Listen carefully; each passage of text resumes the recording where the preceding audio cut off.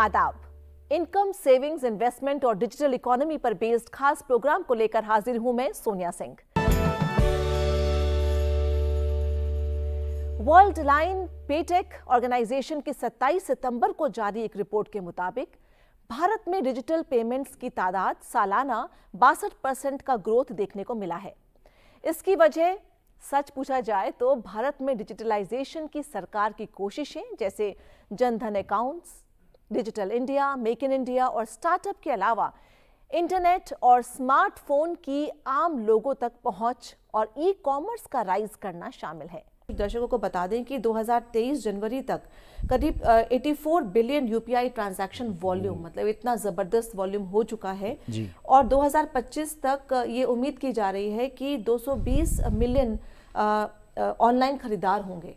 तो इतना बड़ा मार्केट एक भारत में है, 16 क्या कम पड़ेंगे पहली बात तो ये, और दूसरा ये कि जो भारत के रुपे कार्ड है जिसको एक क्रांति कहा जा रहा है और साथ ही भीम ऐप जिसको भारत इंटरफेस फॉर मनी बोला जा रहा है, इन दोनों ऐप्स, इस दोनों चीज़ों के बारे में बताएं। जी आपने बहुत अच्छा पॉइंट ये निकाला है कि जो ट्रांजैक्शंस हैं वो इतनी ज़्यादा बढ़ती हैं और बढ़ती जा रही हैं। आगे देखिए कि अभी जो डाटा पीछे आया था उसमें उन्होंने कहा था कि जो इंडिया है उसमें 9,000 करोड़ ट्रांजैक्शंस हुई हैं पिछले 2022 में। अगर आप उसको कंपेयर करें और कंट्रीज़ के साथ तो नेक्स्ट कंट्री आती है ब्राज़ील, जिसमें 3,000 करोड़ की ट्रांजैक्शंस हुई हैं 2022 में। मतलब आप देखिए 9,000 और 3,000। अच्छा, उसके बाद आप देखिए थर्ड नंबर पे है चाइना।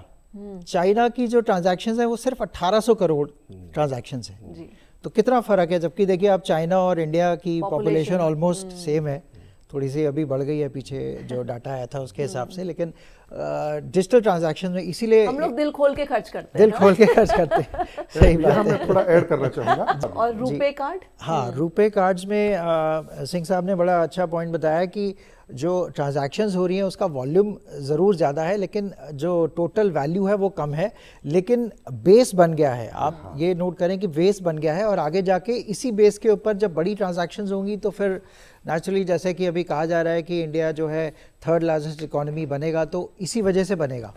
अच्छा, रुपे कार्ड्स के अंदर जो एक डेवलपमेंट हुई है वो ये है, जो हमारी national payment corporation of India है, उन्होंने एक रुपे कार्ड्स सिस्टम बनाया है, नेटवर्क बनाया है, और ये नेटवर्क जो है ये उसी तरीके से काम करता है जैसे आपका इंटरनेशनल कार्ड सिस्टम है, जैसे मास्टर कार्ड है, वीज़ा है, उसी सिस्टम पे ये कि सरकार का मेक इन इंडिया इनिशिएटिव है, जिसमें कि उन्होंने ये कहा है कि हम एक सिस्टम ऐसा डेवलप कर देंगे कि हमें बाहर के कार्ड सिस्टम पे डिपेंडेंट होना ही नहीं पड़ेगा। और आज की डेट में देखा जाए तो ये सिस्टम बहुत सक्सेसफुल हो गया है। आप देखिए कि जगह जगह मर्चेंट्स पे, जगह जगह दुकानों पे, हर जगह रुपे कार्ड्स का यूज़ करना शुरू हो गया है। आप रुपे कार्ड लें और उसके थ्रू आप क्रेडिट कार्ड बनवा सकते हैं, डेबिट कार्ड बनवा सकते हैं और उसके थ्रू ट्रांजैक्शंस कर सकते हैं, और बहुत ही अच्छा ये कार्ड सिस्टम डेवलप हुआ है और आगे इसका जो फाउंडेशन है बहुत ही अच्छा है और आगे बड़ा ग्रोथ इसके अंदर हमें दिख रही है। अगर कोई अडॉप्ट करता है डिजिटल पेमेंट्स, छोटे किराने वाले या कोई और शॉपकीपर्स, ऐसा कुछ सरकार देती है क्या? जी बिल्कुल सोनिया जी, आपने बिल्कुल टैक्स की बात करी और बिल्कुल आपने बिल्कुल ऑन द डॉट बात करी है। टैक्स के लिए गवर्नमेंट ने बहुत इनिशिएटिव दिया है, क्योंकि डिजिटल पेमेंट्स गवर्नमेंट चाहती है प्रमोट करे। आप देखिए कि 2014 से जो सिस्टम स्टार्ट हुआ है वो इसीलिए हुआ है कि डिजिटल पेमेंट्स को प्रमोट किया जाए। तो ऐसा नहीं हो सकता कि टैक्स उसमें पीछे रह जाए।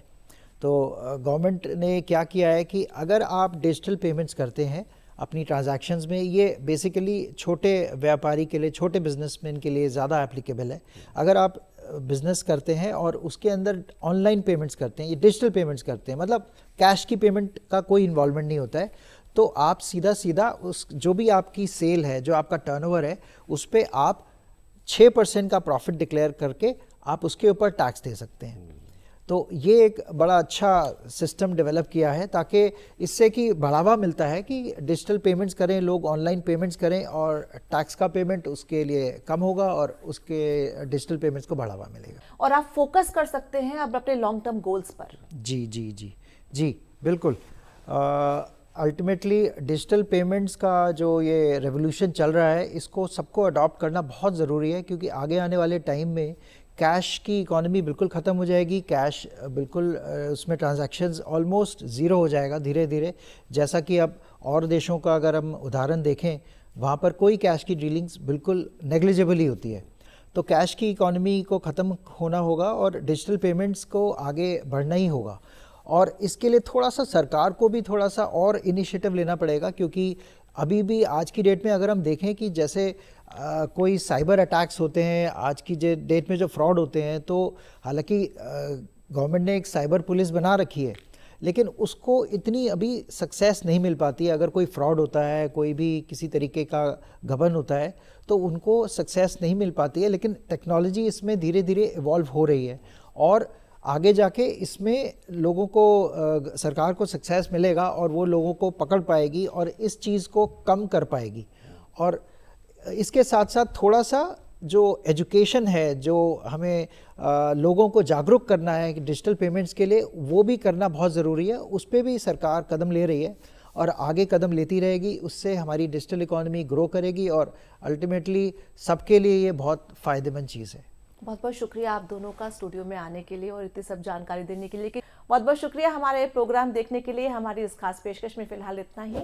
हमारा ये प्रोग्राम आपको कैसा लगा, इस पर आप अपनी राय दे सकते हैं। इसी के साथ हमारी पूरी टीम को दीजिए इजाजत। आदाब।